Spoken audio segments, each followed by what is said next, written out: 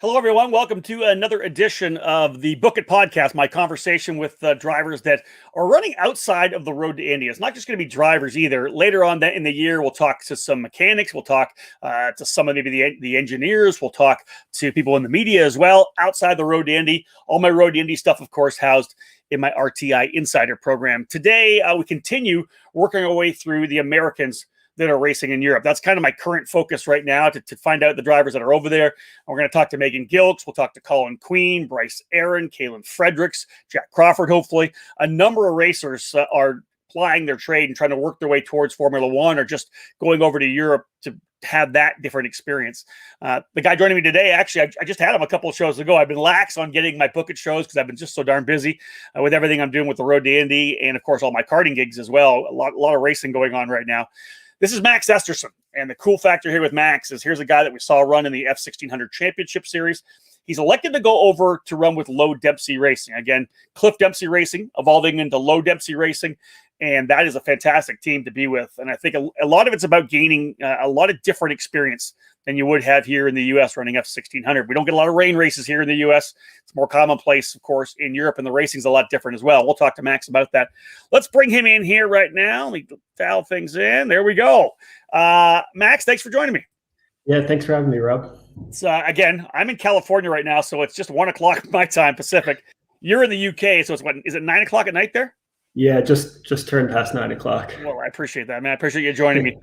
We talked a while back, obviously, about what you did, and you kind of gave you a season preview coming into the season that you were going to run with Low Dempsey Racing.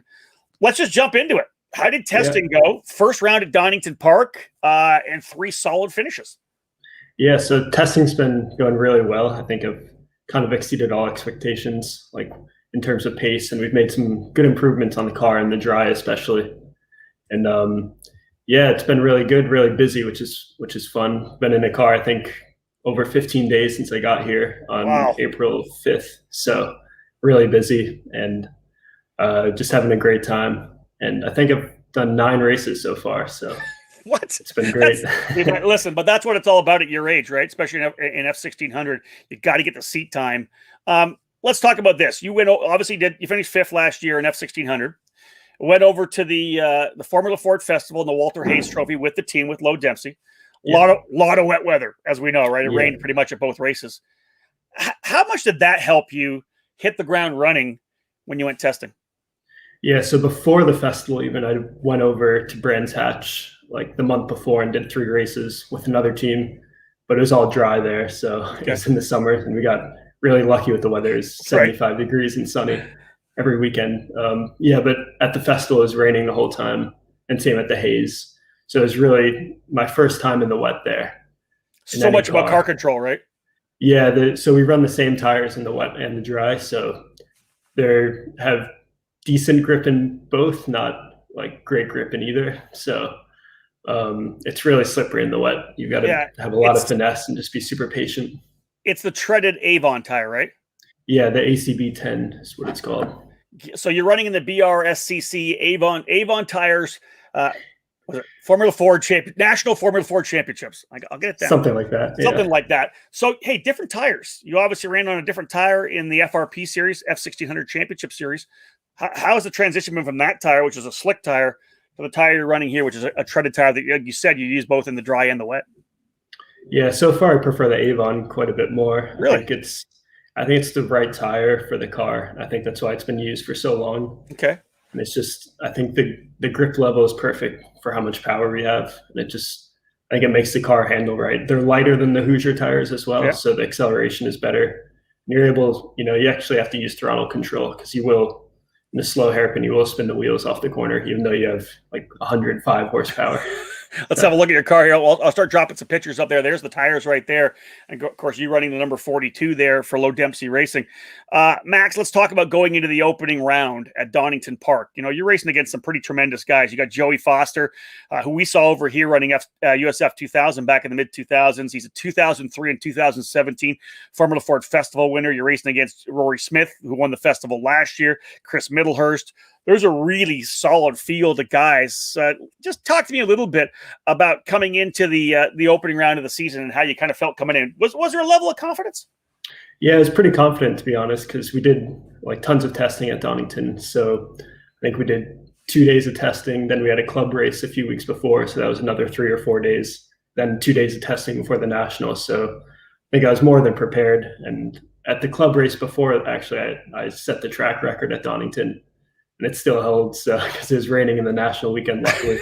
Well, that's solid. Yeah. I drop another couple more shots to your car here. One of the So things, it was really good weekend at Donington. I thought dude. coming in, I was pretty confident. I knew we would have pace. I wasn't sure about the wet though, to be honest, because we got no wet testing at all before then.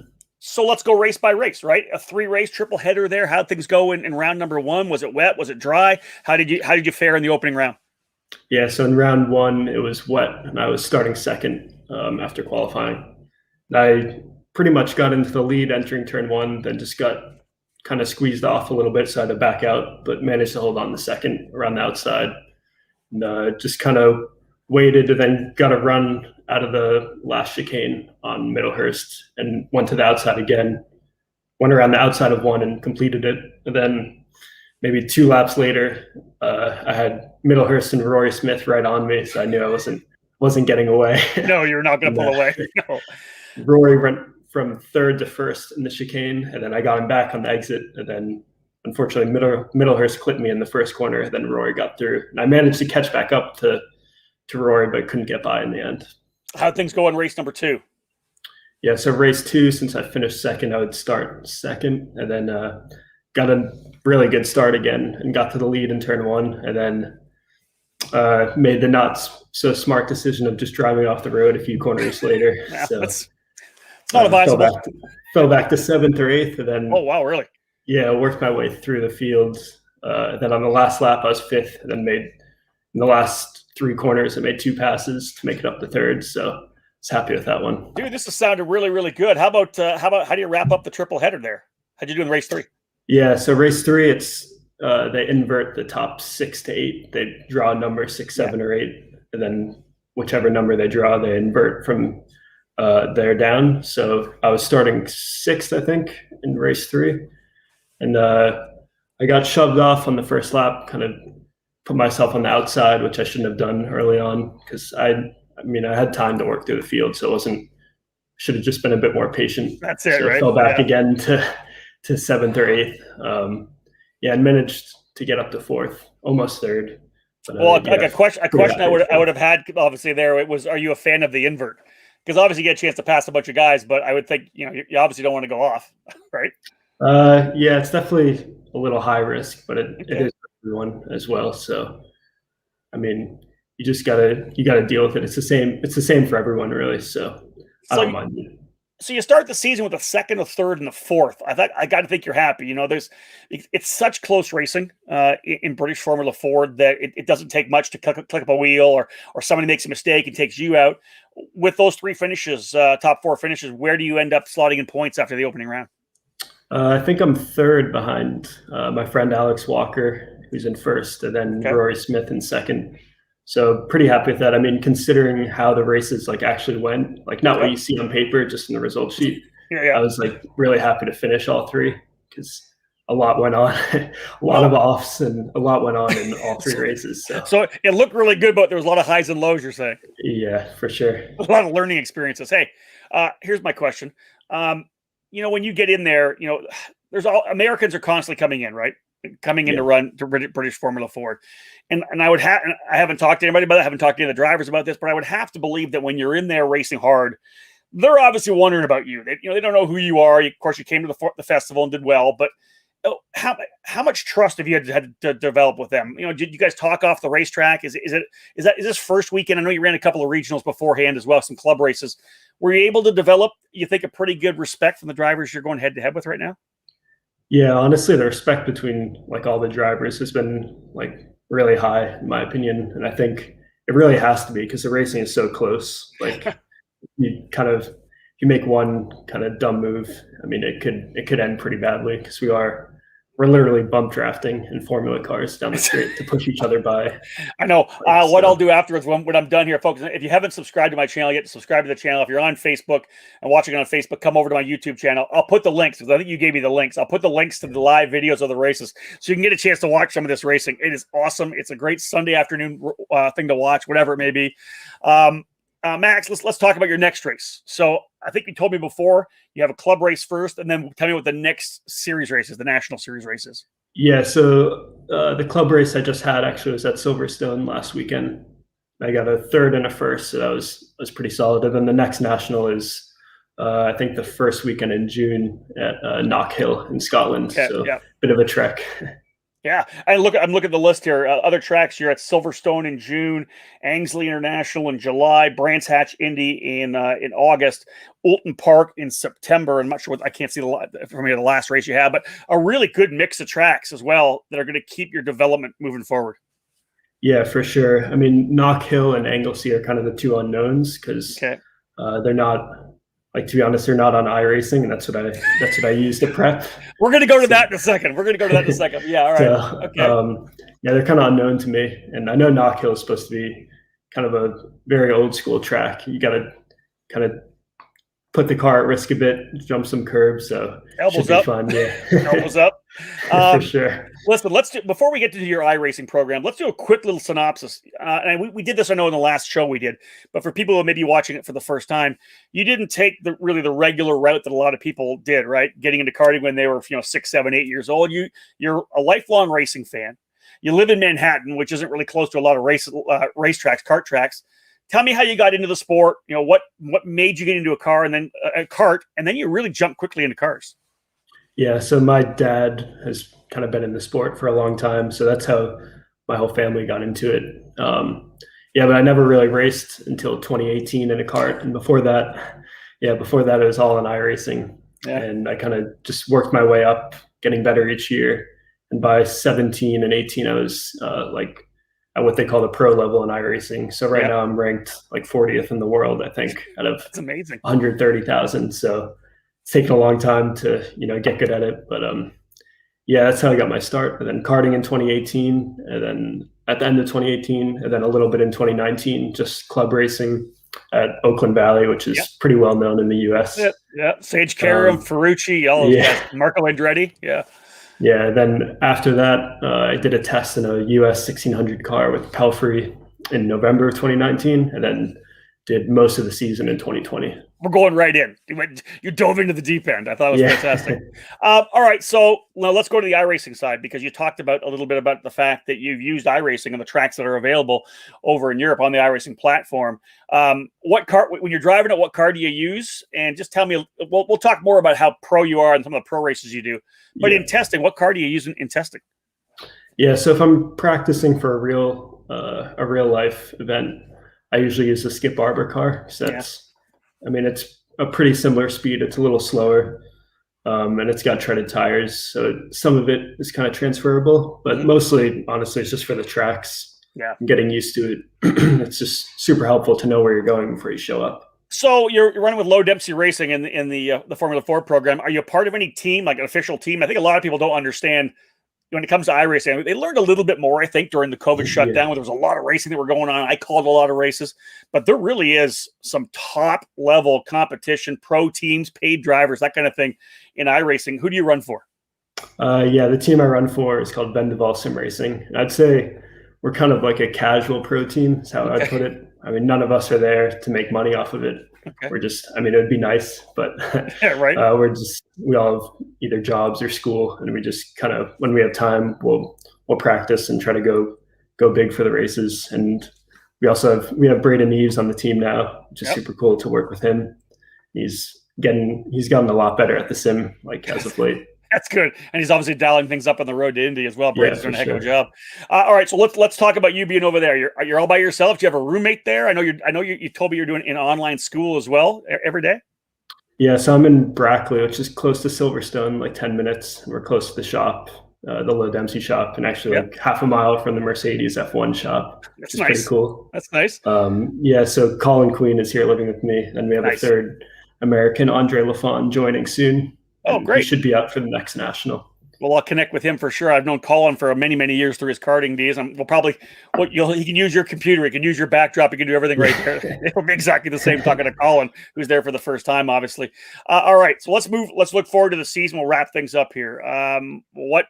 What track, and let's not worry about the festival yet at Walter Hayes, of the tracks that you're going to in the British Formula Ford program, which one are you most looking forward to get to?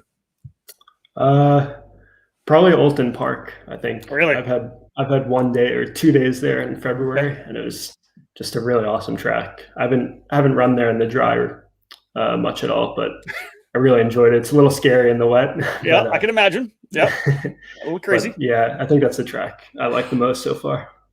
Let's look forward to the Formula Ford Festival then, because I got to think. You went there last year for the first time, right? Thrown into the deep end. You said you did some other club races earlier. Then you ran the Walter Hayes. So the first time you go there, I think Team USA and drivers from America do pretty well when they go there. But it's that first experience that it's so crucial to get that time in, right? And have success, which you did. You're going to be changing throughout the year. I'm sure you probably already could say, wow, I'm so much different than I was when I came over here last fall. How much forward are you looking to getting to the Formula Ford Festival? What do you think your chances are? Yeah, I mean, I finished 6th last year, which is not the easiest to improve upon, to be honest. That's true. Yeah, I didn't leave myself much room, but yeah, I think I'm just a much better driver in the rain, especially, which is super important because it's in October in England, so there's a super high chance it's going to rain. So I think just a lot more comfortable in the rain and changing conditions, which is kind of where all the time is made there. Let's bring up that rain shot there, man. I'm telling you, it's something that I preach to every kart racer I know when it's raining and people want to pack up when they're practicing because they don't want to practice in the rain. If you want to be a professional race car driver, you better become proficient in the rain because if you're not fast there, you're in trouble, right? All right, let's look forward. What's 2022 look like? Is your plan to potentially stay in Europe and do another year of Formula Ford? Are you looking British Formula Ford? Are you thinking about coming back to the US potentially to come to the Road to Indy? I don't know. Hopefully I still have a seat by the end of the year because I know my brother's racing in the U.S. now, my older brother. So there's Estersons everywhere, dude. This is crazy. Yeah, so he's doing well. Keep my game up, make sure I still have a seat by the end. But seriously, 2022, I mean, it's kind of looking at British F3 and also USF or kind of anything on the road to Indy. It's kind of between those two right now, I think. And hopefully later in this year, I'll get a few tests done, but kind of just want to focus on driving the Ford right now just because I'm doing well at it. Good man. Well, listen, I'm looking forward to seeing what you do at the next national race. The reason I do this, obviously, is so that people here in the U.S. realize that we've got some talented drivers. They may not be on the road to Indy right now. They could be in years to come, but they're over there in Europe hammering down and going wheel to wheel. If people want to follow you, give me the Facebook, Twitter, Instagram, TikTok, whatever you're on, whatever you use for your social media, Max, lay it out there so they can follow you. I think Facebook, Instagram, and Twitter should all just be Max Esterson. On Twitter and Instagram, one word. And that's pretty much it. Now, a website as well, right? Because you have a newsletter. Because I signed up for your newsletter, which I get, right? Yeah, you can sign up for the newsletter. Just send a message on my website, and I'll make sure to get added to the list. And it's maxesterson.com. When we're all done here, I'll put it all below so that people can watch it later and click. I'll grab the links as well to the races they can watch from Donington Park. But I'll tell you, Max, thank you so much for joining me, buddy. I look forward to it. Great start. Solid deal. Couple of 3 top 4s. Wins just around the corner. Yeah. Thanks, Rob. Thanks, Max. We'll drop him down there. Again, guys, let me crank over here. A tremendous young driver, and it's interesting to watch what he's done, right? Coming at just a really bit of karting.